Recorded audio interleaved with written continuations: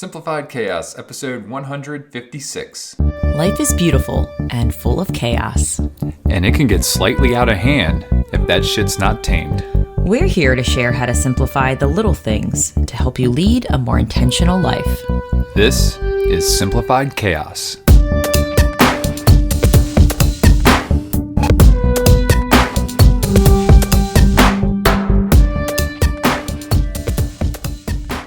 Hi everybody. Welcome to Simplify Chaos. This is Jillian, one of your hosts, and I'm with my co-host and husband, Nicholas. What's going on, folks? We hope you all are having an amazing week. We've got another great episode here for you, as always. Jilly, what are we going to dive into today? Today's topic is going to be a fun one. We're just going to kind of reflect on our Florida trip, and for me, it's been kind of like a great reminder why we seek travel. Yes, we do seek travel, and it brought us many good things and many good times over the weekend. So we're excited to share that with you and some of the lessons learned. But before we dive into that, as always, we'd love to show a little gratitude. So Jilly, what are you grateful for this week? I am grateful for Lucille's her nipple play. Oh God. She still has so I stopped breastfeeding right before she was 3.5. No. About right 3.5. after 3, yeah. She was just about 3.5. And but homegirl still loves to play with the nipples, and she was telling me today how she liked my right boob better than my left boob. Does she have a preference? She does. But as we were putting her to bed today, she still doesn't like the idea of her sleeping alone in her bed. Yeah. So I noticed tonight, and she does this usually, but it was really obvious tonight that she was trying to grip one of my nipples so I wouldn't go away. So one hand was gripping a nipple and the other hand was gripping my spaghetti strap on my top. And I'm like, homegirl's trying to really get a good attachment She's to setting me. a trap. Her little booby trap, no pun intended. Yeah. I know. So I just know that this phase is so magical and it's not going to last forever. And I'm just really savoring the fact that she still wants to grab on and play with my nips, and she loves it so much. I think she gets more nipple play than you do, babe. It's neck and neck. I mean, I still make my presence known to the nipples. But what about you? So I'm just grateful that we've done this kind of traveling theme this year where we're reconnecting or connecting with people. I think we talked about that on an earlier episode, and one of the reasons we chose the Tampa, St. Petersburg area is because I have a really good friend that lives down there that I haven't seen in 4 years, the last time that he was up our way. And it had been quite some time, and I think we determined it's been about 8 years since we've actually been down that way to see him and his mom. So, I mean, it was just an amazing trip just to catch up with him. I played a round of golf, and then we had dinner at his house the next night, and he finally got a chance to meet Lucille. So it was I'm just grateful that we have these opportunities to do this, and that this is what we chose to do as far as our travel this year. So we're going to dive more into the trip here and just some reflections. So Jilly, take it away. I guess where to start. Yeah. I mean, for those who've been listening for a while, I think many of you know that one of our values is experiences, and travel does bring that. I think it immerses you in the new and the unknown, and I think that's why I like travel so much, is because it's very uncomfortable sometimes. And I think travel brings it basically crowbars us out of comfort, and I think that's needed just to be more flexible and just to grow and learn, and especially doing it with a toddler. Holy cow. Yeah. There's a lot more than our own fears and concerns and anxiety to worry about. It's we have a human being to take care of too. So the one thing that I do love about travel, just to start off, is that it pushes us out of our comfort zone to new experiences and to practice that, I don't know, the muscle of kind of flowing versus forcing things in life. You know, if we encounter a problem like with a rental car or with Lucille or with travel plans, you know, it really forces you to like kind of be okay and just say, hey, this is what's happening. It's redirecting us in a Yeah. different way, and kind of showing Lucille those skills as well, like how to just kind of go with life versus against it, so to speak. Yeah, I mean, there's a lot of things that can go wrong or maybe not go as planned when you travel. And just kind of thinking about the way things are right now, I know that I had some colleagues who had traveled the previous weekend and they were traveling coincidentally either back to Florida or back from Florida, which is where we went. And one of them had to their flight got completely canceled. Another one, it was just delayed, for forever. So like I know there's been a lot of travel disruptions. So like that's always in the back of my mind. Do I bring my laptop? Do I not bring my laptop? Just in case we get stuck an extra day. And ultimately I decided not to bring my laptop. I was like, you know what? I'm gonna have the good vibes going. I'm gonna like, nothing's gonna happen. We're gonna be okay. But if it does happen, that's fine too.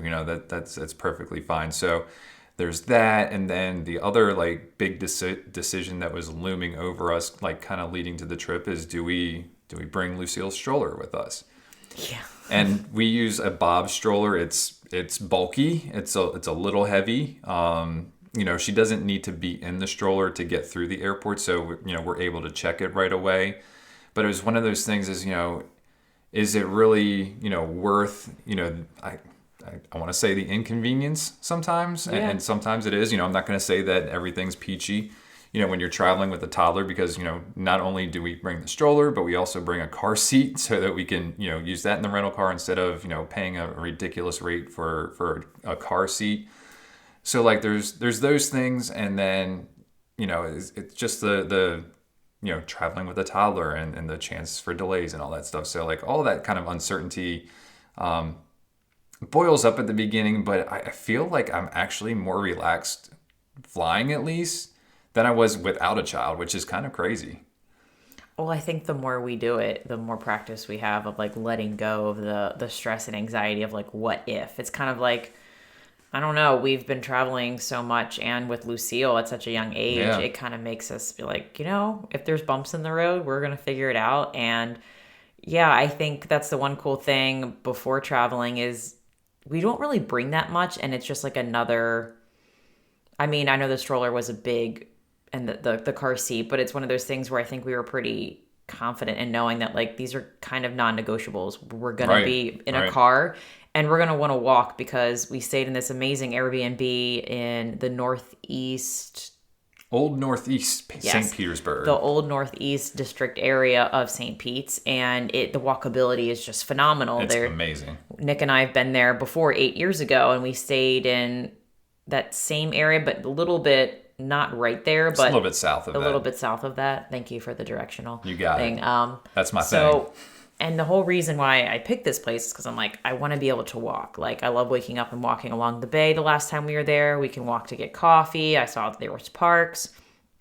So to me, it was kind of like the stroller is happening. If we can't bring her, we were thinking about bringing her Her scooter. her scooter, but it wouldn't like fit. It wouldn't break down enough to fit in our bag. So I was like, we're going to have to bring the stroller because we're going to be walking. And I know Lucille's going to be like, I'm tired. And her legs are a lot smaller than ours. So it kind of made it not seem as much as an inconvenience just because I knew that it was going to pay off when we got there. Just like all the walking we were able to do. The first day we got there and we were using it, I'm like, this is worth all of the heavy lifting you Yeah. had to do, most of it.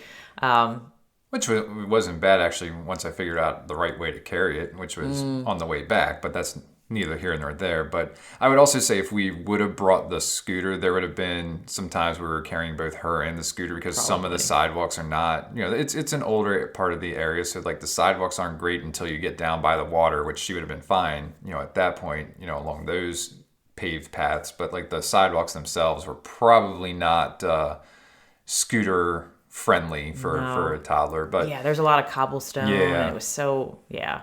The neighborhood was very quaint, and we were able to walk to two different coffee shops near our Airbnb, which was so nice. Lucille was able to taste different croissants or croissants, and we had some delicious cappuccinos, and we there was a really cool park right along the bay that we went to a bunch of times. And yeah, I will say traveling makes it really clear on like kind of non-negotiables of like what we bring, what we don't bring, and what we're okay without all of the things. And I think that's what makes each time we travel, I think it gets easier and easier to like leave things behind because we're like, it's not necessary. Yeah, and so what we essentially traveled with was we have one big suitcase that houses all of our clothes, including Lucille. So we have just one bag, and then we had the car seat, we had the stroller, and then we have a backpack to carry those things, coloring books, food, and stuff like that for Lucille on the airplane. So we check our luggage, we check the seat, we check the stroller, and that way all we're doing in the airport is just carrying the backpack. And when we were traveling, there's things that come up. So like when we were traveling to Florida, we did have a delay. We had a mechanical delay as we connected in Atlanta on our first flight from Richmond to Atlanta, then from Atlanta to Tampa. Right as we were getting ready to taxi out, the power of the plane went completely off, which basically caused a 40-minute delay. And Lucille just rode with it. Like, she didn't get uncomfortable. I mean, she may have been beyond tired at that point, but she stayed up until we got the rental car that night. So like, that could have gone a little sideways, but it didn't. Luckily they got us, in the air and a little bit delayed. But as soon as she hit the car, I mean, she was out. But then on the way back, we had another layover in Atlanta, and for some reason in our concourse in our terminal, the fire alarm or emergency alarm, whatever it is, kept on going off. And it was very upsetting to Lucille. Like, it's a high pitched thing, and she doesn't deal too well with those.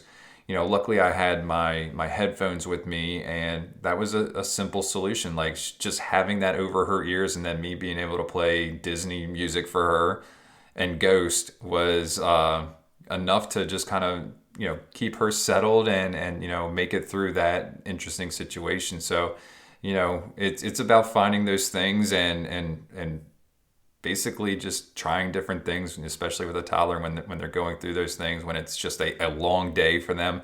And we traveled late in the evening. Like, our flights were at 5 in the evening, and then we didn't get to our destinations until like 11:30, 11:40. So we don't have very many options where we fly out of, but luckily homegirl's able to roll with the changes. Yeah, and it's kind of cool being able to show, like, we had really long layovers in Georgia, and I think usually you hear the word layover and you're like, oh, that sucks. But yeah, you're running from one plane to the next, or it's 4 hours, and ours was the 4 hour part. And it was kind of cool, this experience, that I think the more years that pass, we're understanding the purpose of like silver linings, and we can see that. And we were able to go to Carrabba's on the way there, and we sat at a table like right by the window. We got to see planes coming in and the sun setting, and I'm like, we basically have a beautiful view of the sunset. Like, how can you be upset about this? And we're at a Carrabba's where the menu was like super limited, and they only had the right side of the menu, literally the right side. They said, can't order from the left, you can order from the right. Our fryers. Yeah, and Lucille really wanted French fries because, like, she loves fries, and they're like, well, we can't do it because our fryer's down. So we somehow like convinced her how like, oh, spaghetti and meatballs are going to be so delicious, and we were saying they're probably just like Gammy spaghetti and meatballs, and eventually like just talking to her about how excited we were for it and how like about the fryer situation. Like, at first she was like really disappointed and was starting to like do her little whines, but then after a while she was like, okay, I'll try it. And we're like, this is awesome. So it just kind of shows that like, kids are gonna have that fighting about the comfort thing too, and Lucille's learning to like flow with life as well. Maybe I can't have French fries, maybe I'm gonna have to have spaghetti and meatballs, even though it's not what I really had my heart set on. So it's kind of cool seeing those, I don't know, invisible learning lessons with her, just learning how to flow with it.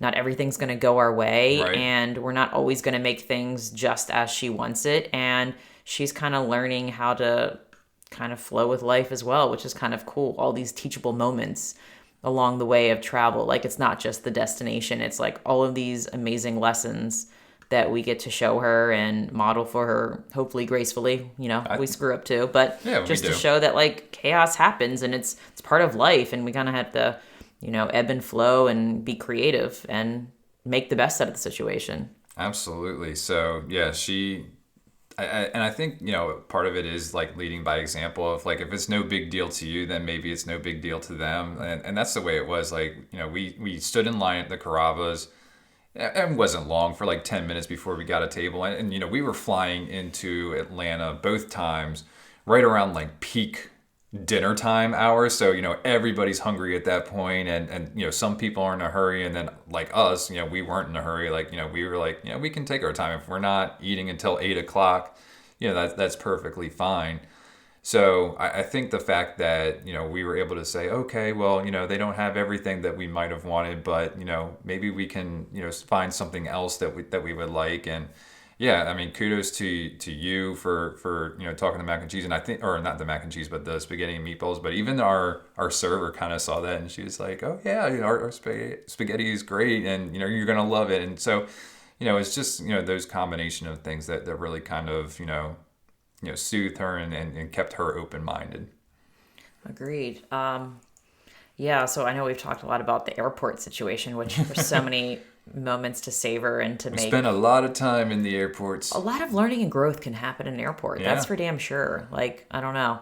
Just thinking about it now, like all of the things we did in there to kind of like work together to problem solve with like either Lucille or food situations, there was a lot of growth happening. Yeah. But as far as the destination, like when we got to St. Pete, it's really cool seeing us just hone in the skill on like making a home away from home, and that like Yeah. the physical structures is nice, but it's not the vital component of like what makes our life so meaningful. So don't get me wrong, like I love our home here in Virginia, but it's like I think it's really cool how easily we can kind of curate our home away from home, and it's all about the energy we bring. It's all about the people we're surrounded with, and I give us kudos to us being able to kind of embrace and make anywhere we go cozy Yeah. and peaceful with what we can control. But it was really an awesome experience in St. Pete, and I think we did a great job of kind of like bringing home with us wherever we go, and I think it's all about us. Yeah, I mean, we did a lot of the same kind of traditions that we do here. Is we went to a Trader Joe's and got some of the foods that we typically eat. So we would have a nice large breakfast in the morning. We would have our morning coffee. We would still do our same rituals and routines as we would do at home. You do some journaling in the morning. I'd hang out with Lucille, and she'll have we got her yogurt drink. So like there was a lot of routine things that we were able to bring with us on vacation, and I think that's a great thing, because even just a couple of days away from home and getting out of your routine can completely change things. And we're kind of dealing with that right now, because the sleep routine did change while we were away, because Lucille wasn't going to bed until the first night. She didn't go to bed until after midnight.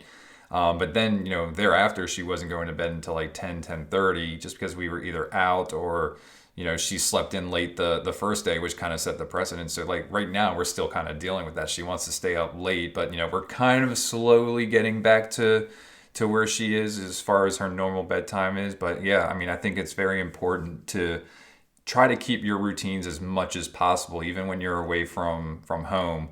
And, the Airbnb gives us that opportunity. Well, yeah, I mean, I'm very purposeful. I try to be when choosing Airbnbs. I'm like, it's got to be cozy looking, aesthetically pleasing, so that way there's going to be a lot of chaos in traveling. I already know that. It's like I'm leaving that buffer, like knowing that there's going to be things that aren't going to go the way as planned. And there is one thing I can control is the location and the environment that we're sleeping in. And I think that's really important for me, knowing me. Like if I'm in a spot where I know I feel comforted, I feel at ease, this place is aesthetically pleasing, there's lots of space, I'm gonna be a lot more grounded and feel a lot better internally and externally wherever we travel. And I think that's important to remember, I think, when traveling, like keeping the rituals that are going to keep your well-being the highest it can be, because there's going to be a lot of things that aren't going to go your way.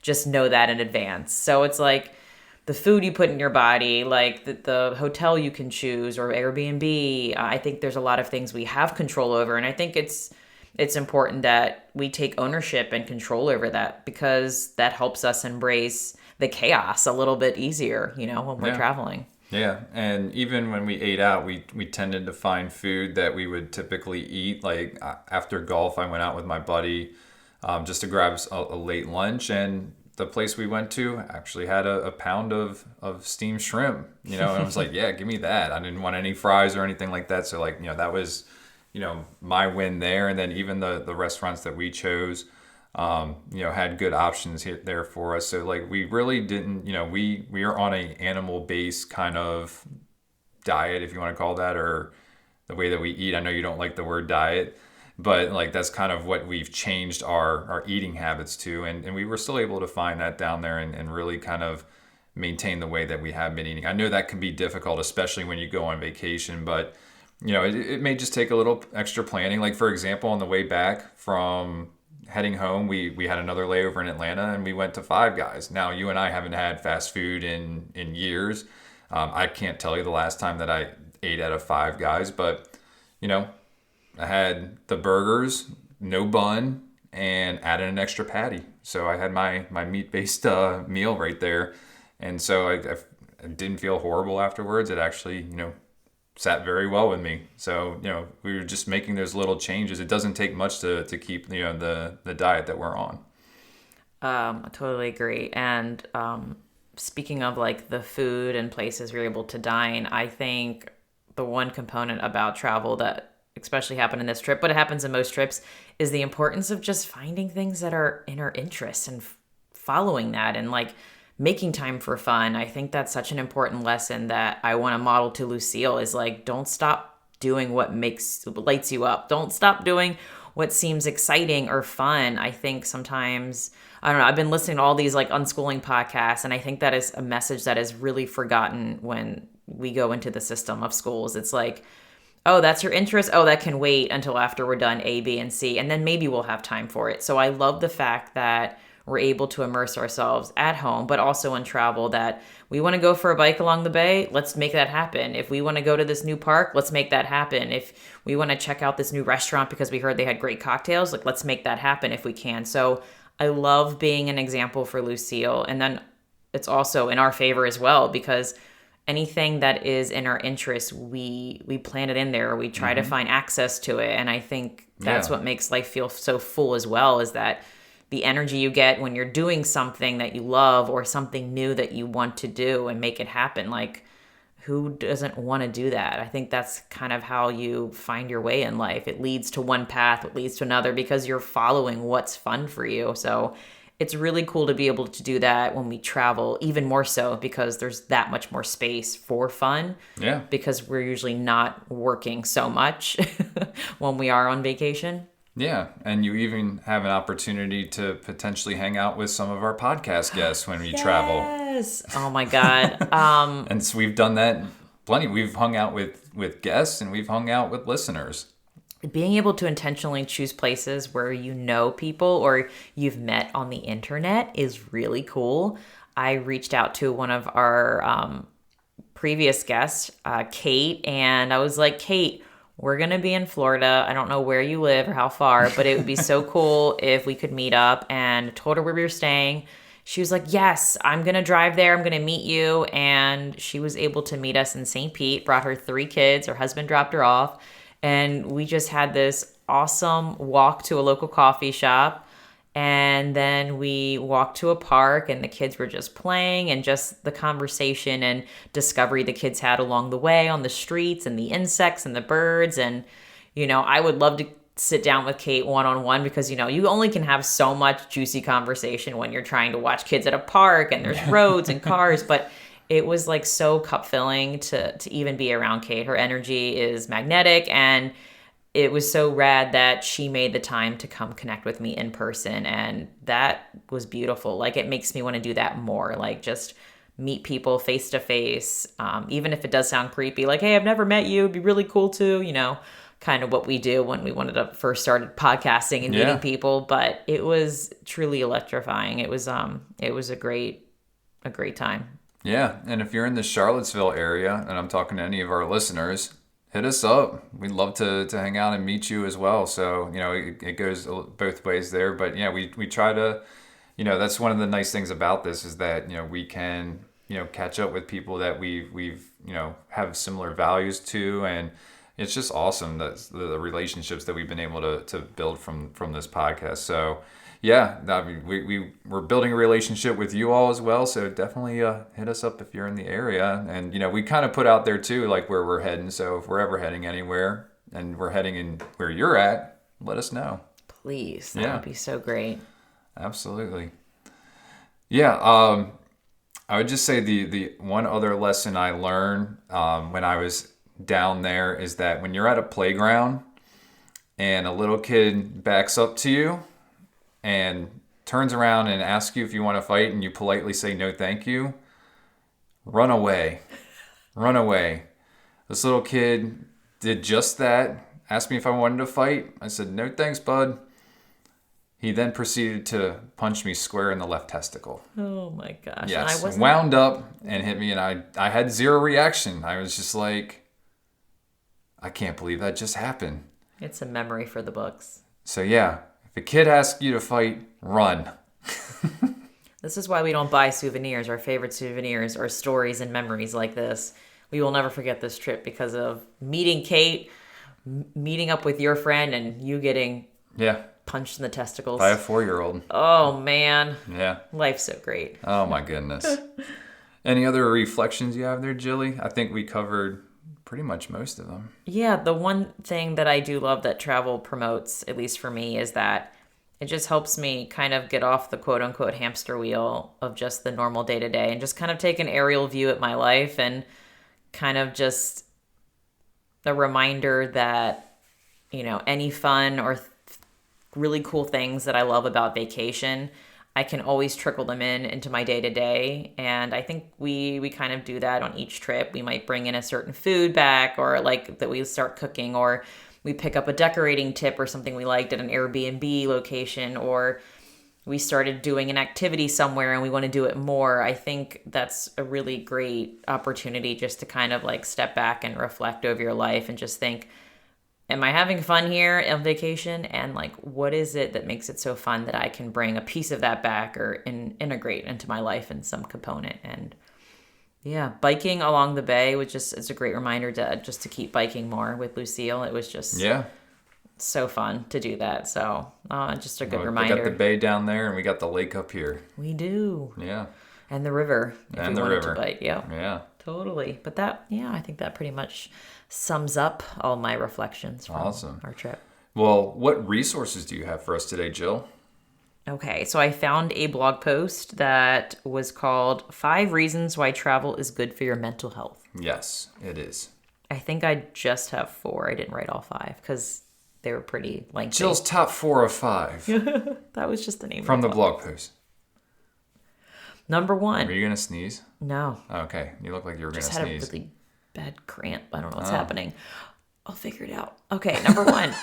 Travel is a great stress buster. The stress of work and daily demands can distract us from what we find to be actually meaningful and interesting.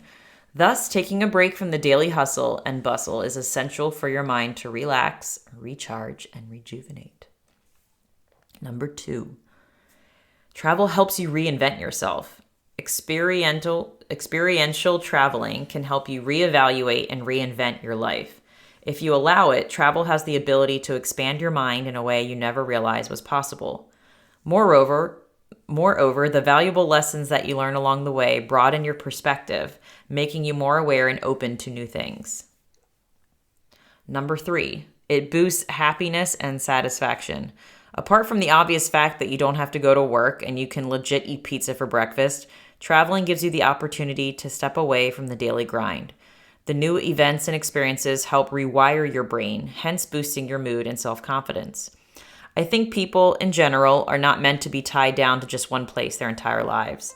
I especially feel quote-unquote trapped when I have to stay in the same place for too much time, without being able to really move about and explore. My life feels most fulfilling when I'm outside living through new experiences and learning. Amen. Hell yeah. And number 4, it makes you mentally resilient. Going and living somewhere you feel excited and intimidated at the same time can help you toughen up mentally and emotionally. Also, facing difficulties in an unfamiliar environment among new people forces you to learn and adapt to a life that's out of your comfort zone. This makes you more flexible, patient, and emotionally strong. Travel has taught me patience to surrender control to the uncontrollable and effectively problem solve. We did a lot of that this Yeah, trip, a lot of problem solving. which is, again, great invisible learning happening with Lucille traveling. Yeah. It's like one big amazing field trip we did. Absolutely. And a lot of lessons learned, and we grow stronger as a family because of these things. So it's awesome. Indeed. Yeah. All right. And your quote of the day today, Jilly. Our quote is from Patrick Rothfuss. Not Patrick Duffy. Who's Patrick Duffy again? He's just an actor. I know, but He's on Step by Step Oh, and Dynasty. man, these are old shows. Yeah. I know. Yeah. Love it. Wasn't that on TGIF, Step by Step? It was. Yeah. Was Full House on there too? Yeah. Yeah. All right. Here's the quote.